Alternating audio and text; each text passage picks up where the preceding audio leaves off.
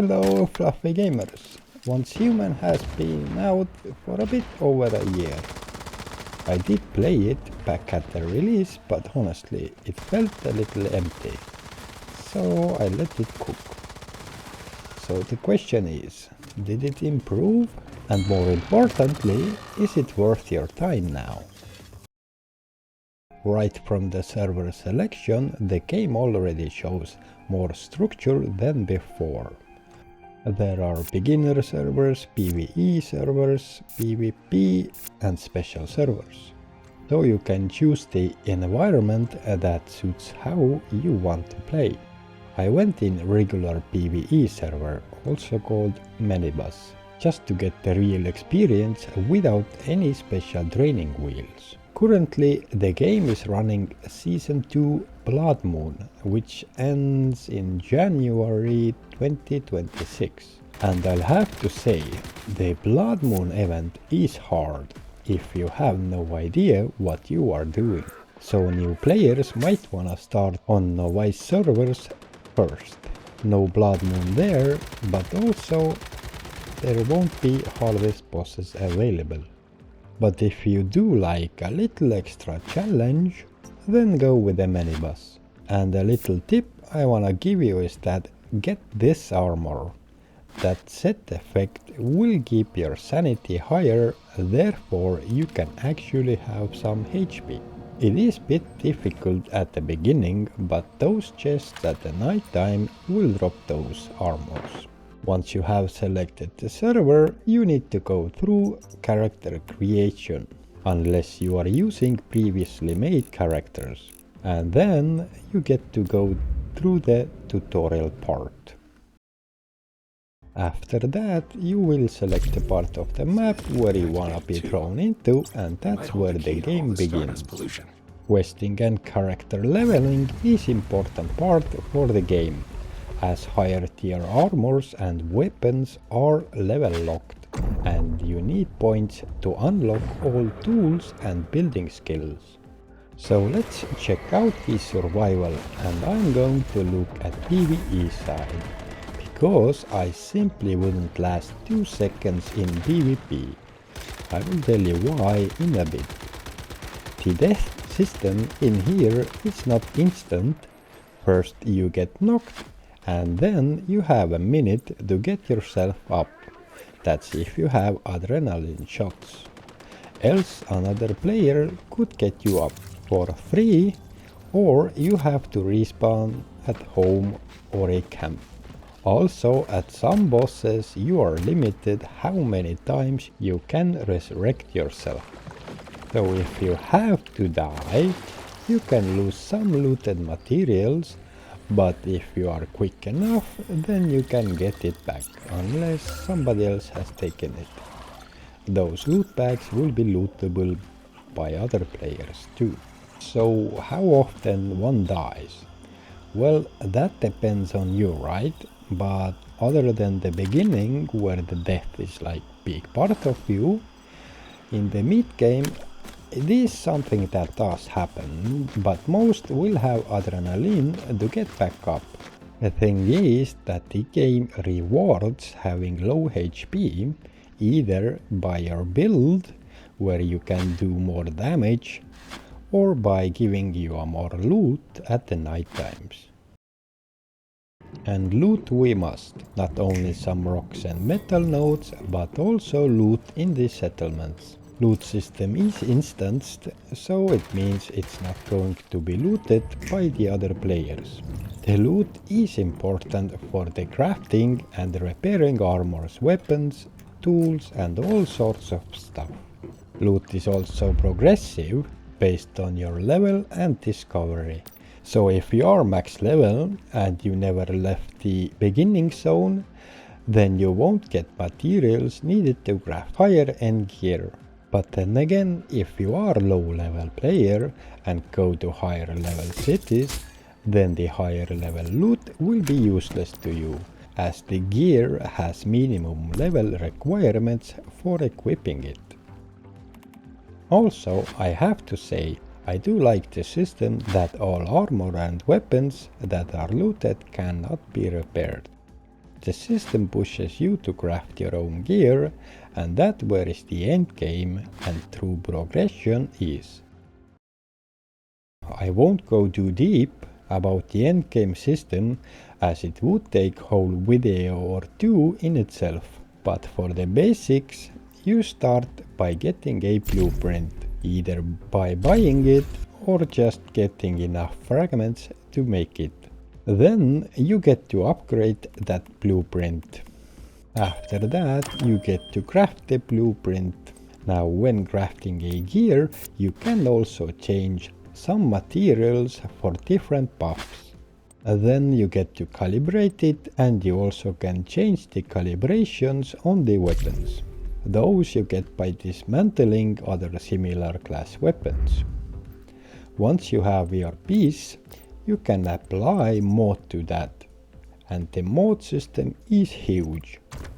You get the mods basically from any gear or weapon box, from cities or dungeons or boss events. You can use those mods directly or roll the dice and use what you have to craft even better ones. And once you have your mod, you can also upgrade your mods. And it's not as simple as just slapping it on.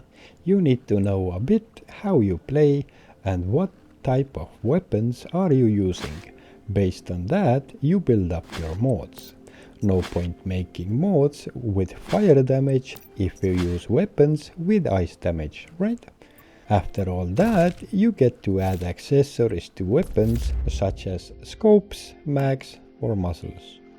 And because of that system with mods and buffs, I do not recommend anyone starting on a PvP server. It's not only understanding the mods, it's also having them, and you can share all the mods between your characters. Once the mods are set, you get to make ammo for it. And also for that, you have plenty of different options with different stat boosts. Though most of these bullets are a little bit expensive for the beginners. So anyway, once we have done our basic stuff, then we get to go and shoot. Huh? Hey you! Yeah, you over there. Hey, I'm busy here, I'm working. Come here. Ah, Meow. what? Hi! I just wanted to say, don't forget to click on subscribe. Oh, yeah, yes please, thank you. So anyway, something that I think this game does different is the amount of bullets that gets used. Using 5 to 10,000 bullets on a single trip to the city or a boss is a pretty average for me. Luckily the ammo is cheap and light. So actually you get to enjoy and have fun with shooting. But we don't fight alone, we also get to have deviations or companions. They come in all sorts of shapes and forms with different abilities, from healing or attacking, or even absorbing bullets. You didn't forget to subscribe, right? What? Oh yeah. My favorite currently is this wolf. He doesn't only attack, but he also multiplies when killing, and it pulls aggro away from me. He has saved my fluffy butt countless times. There is also little extra skill tree for the battle companions. Some companions also work at home, some help at cook, the others go venture out and bring back bits of loot, and some generate special materials. Those companions are really fun to have, and while writing this video, there is a big update that introduced more companions and even the deviation arena. There is also a deviation fusion, where you can try your luck with fusing skills from one to another.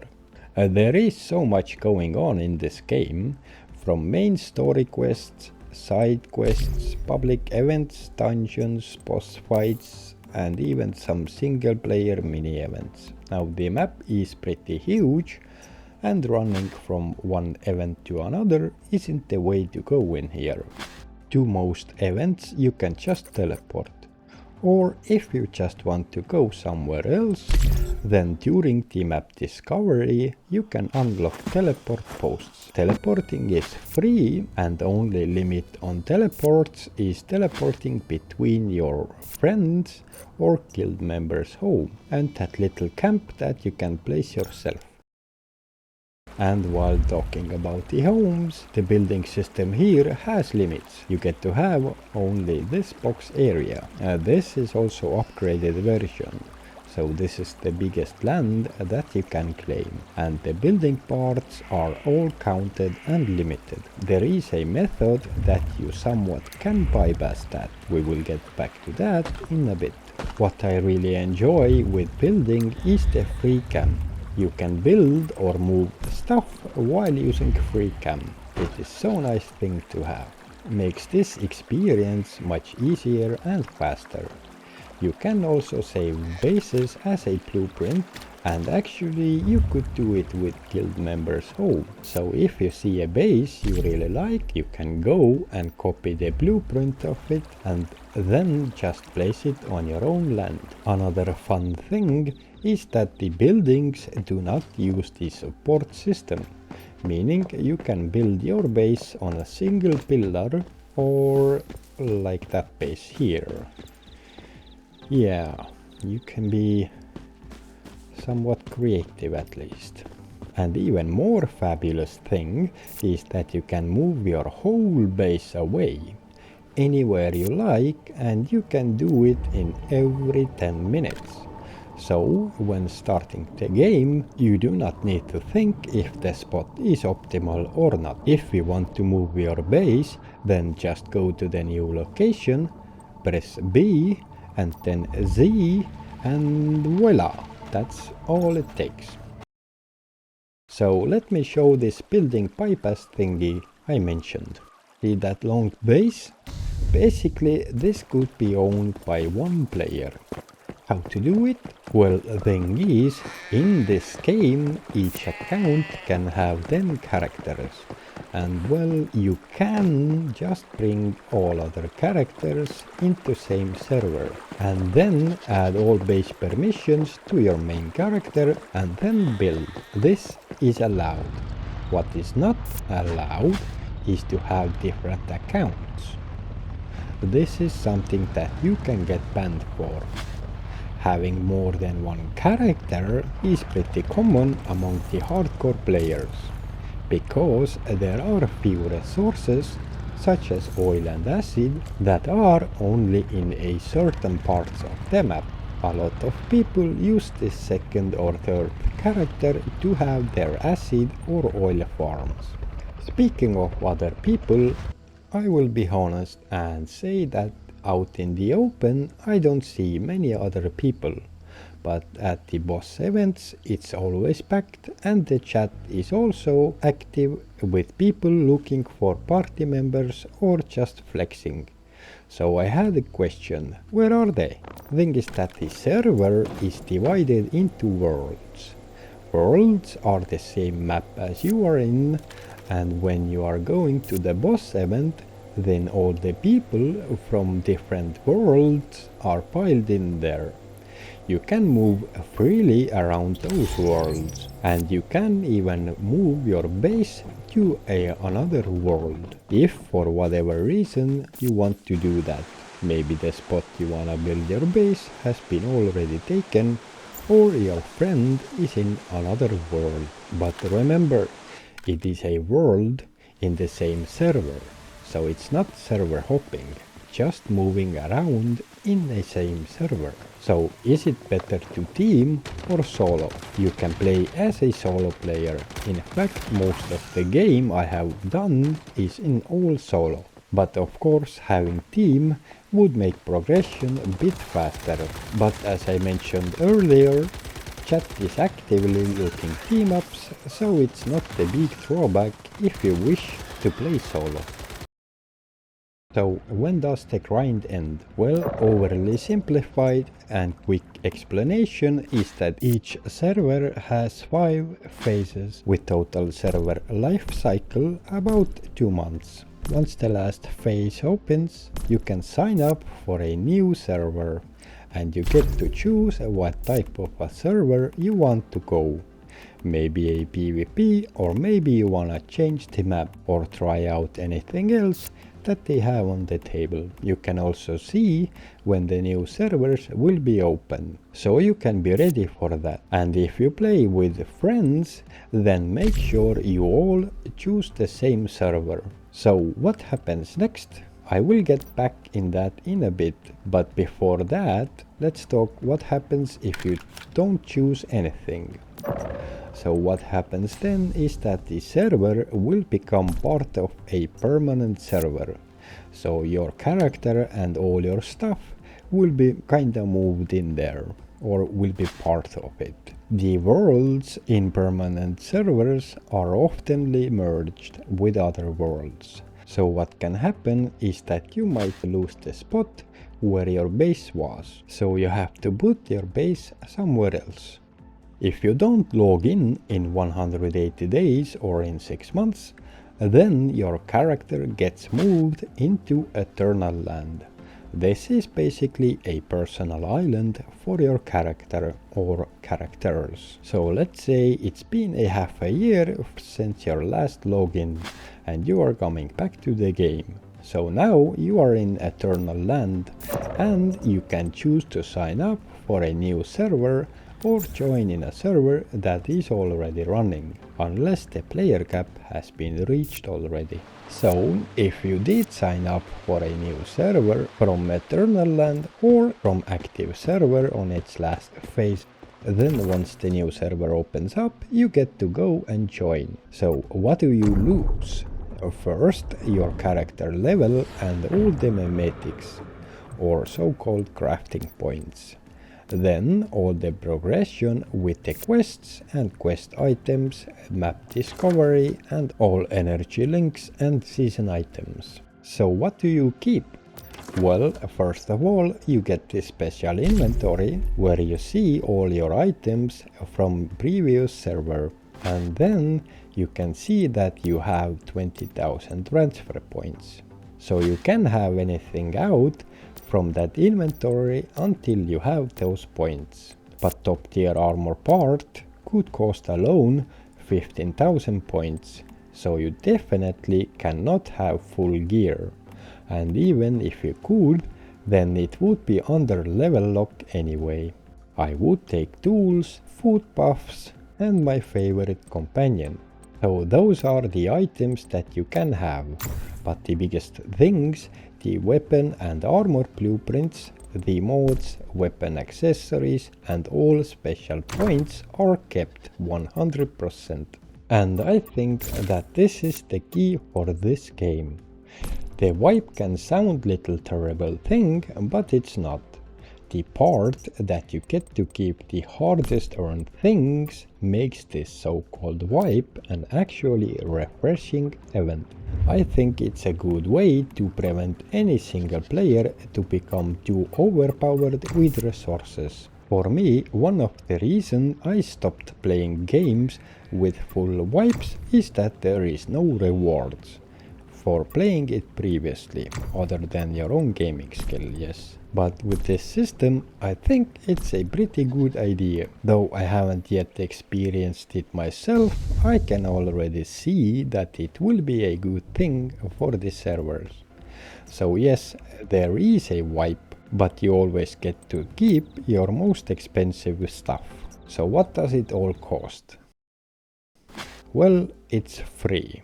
And I'm genuinely impressed, because it's not like it's a free game, but if you want to have inventory, then please transfer all your funds from your bank account to us. I hate that. So let me be clear. I think putting money in this game can boost you a little, though if I'm looking through here, I actually can't find anything that can really boost you. Maybe there are some advantages getting? No, doesn't seem anything. Majority of the money items are just visuals. More skins, dance moves, emoticons, building skins, but none of this affects the gameplay in a way that it could make you super OP or anything like that. I have now 200 plus hours in this game, and not even once I felt that someone is better than me because they can dance before the boss spawn. And that's amazing, considering the depth and the beauty of this game. There is plenty of examples out there where the game costs $50 to $100 and has only half of what this game can offer. And no, I'm not paid by the game company or anything like that. I'm just really impressed of the experience I have had. It's not like they pushed out the game and now wait people to buy the skins. They are also actively working for the new content, as currently there was a big update where they have collabed with Palworld, and first time a flying vehicle is introduced in the game. They also have constant bug fixes. There is currently even an event for bug hunting, where people get rewarded for reporting game bugs, which is super awesome. There seems to be a very active anti-cheat team also, as they release a list of banned players every week. My only comment to that is that I have yet to meet a cheater in this game. Performance-wise, I have no major complaints either. The only issue that I have had is to do with gaming voice chat. Occasionally that can bug out. And I have ran the game below the minimum requirement CPU by one generation, and I will say it is playable with occasional issues that sometimes rooms don't load in. But as I said, that's on the CPU, even the below minimum requirements set by the devs. So what's my conclusion? If you like MMO games or survival games, such as Ark, Rust, Forest, maybe Dune, then sure, give it a try. If you play quick shooters and looking to play something else, then yeah, absolutely, give it a try. Or if you did play this game at release, but maybe it felt little empty back then give it another try now. It is a free game, so no money will be lost. I'll see you in Nalcot, and as always, stay fluffy. Meow.